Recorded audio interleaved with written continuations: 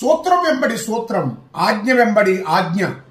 యెహోవా వాక్యము కొంత ఇచ్చట కొంత అచ్చట వచ్చును అని యెషయా ప్రవక్త ద్వారా 28వ అధ్యాయములో 13వ వచనములో దేవుడు మాట్లాడుతూ ఉన్నాడు. యెహోవా వాక్యము యథార్థమైనది, అది నిర్మలమైనది, అది బ్రతుకులను మార్చే గ్రంథం. ఈ ప్రపంచంలో చాలా మత గ్రంథాలు ఉన్నాయి. ఆ మత గ్రంథాలలో ఒక గ్రంథంగా పరిశుద్ధ గ్రంథాన్ని ఎన్నడూ మీరు భావించొద్దు. పరిశుద్ధ గ్రంథము నాట్ ఏ రిలిజియన్ బుక్, అది బ్రతుకులను మార్చే గ్రంథం, అది జీవ గ్రంథం.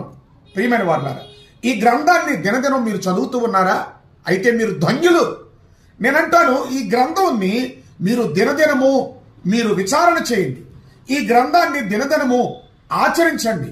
ఈ గ్రంథాన్ని దినదినము అనేకులకు ప్రచారం చేయండి. దేవుడు మీ బ్రతుకులను ఆశీర్వాదకరంగా, అనేకులకు దీవెనకరంగా, మేలుకరంగా మారుస్తారు.